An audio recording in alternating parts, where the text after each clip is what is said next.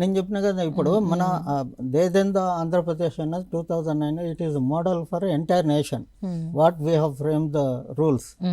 ఇప్పుడు అప్పటి నుంచి ఇప్పటి వరకు ఎక్సలెంట్ రిజల్ట్స్ వస్తున్నాయి.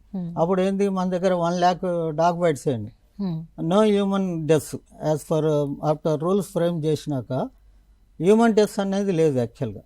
నౌ 1 lakh నుంచి the dog bites are decreasing year by year.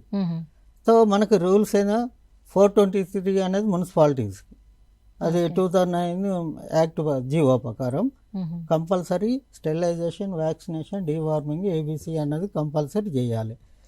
తర్వాత కాంప్లైంట్ సెల్ ఒకటి ఉంటుంది, తర్వాత షెల్టర్స్ మనమే ప్రొవైడ్ చేయాలి, డాగ్ క్యాచింగ్ వెహికల్స్ కూడా మనమే ప్రొవైడ్ చేయాలి. It is responsibility of municipalities, local bodies. So ఇప్పుడు ఇది model for entire nation compare to other states. ఇప్పుడు యూపీలో మోర్ డాగ్ బైట్స్ అవుతాయి, ఒరిస్సాలో, మహారాష్ట్రలో కంపేర్ తమిళనాడులో హ్యూమన్ డెత్స్ ఆల్సో మోర్. అక్కడ డాగ్ పాపులేషన్ ప్రాపర్గా ఏబిసిఆర్ కంటాక్ట్ చేయడం లేదు.